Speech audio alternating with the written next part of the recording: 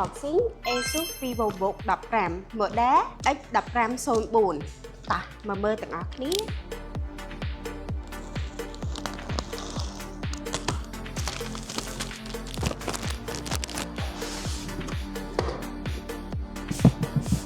VivoBook សម្រាប់ model នេះដែរភ្ជាប់មកជាមួយ CPU Core i5 120U RAM 16GB DDR4 Hard disk 1TB PCIe ចំនួនទី4សម្រាប់អេក្រង់វិញរហូតដល់15 inch 6ដែលមាន resolution រហូតដល់ Full HD IPS 60Hz សម្រាប់ model នេះដែរភ្ជាប់មកជាមួយនឹង Windows 11 Home License រួចជាស្រេចបងមើលរូបរាងស្អាតខ្លាំងមែនតើយើងអាចបាត់រហូតទៅដល់180ដឺក្រេដែលមានទម្ងន់ត្រឹមតែ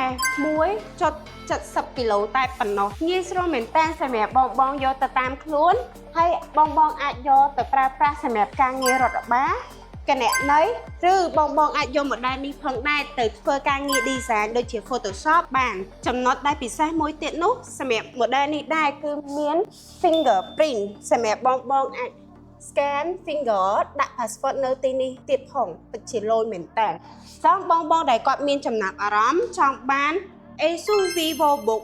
15 model X1504 បងអញ្ជើញមកទីតាំងផ្ទាល់ក៏បាននៅ Topic Computer ដែលមានអាសយដ្ឋាននៅផ្លូវកម្ពុជាក្រោមឬក៏បងអាចទំនាក់ទំនងតាម Facebook Page ឬ Telegram ដែលភ្ជាប់ជាមួយនឹង Caption ខាងលើអរគុណបាយបាយ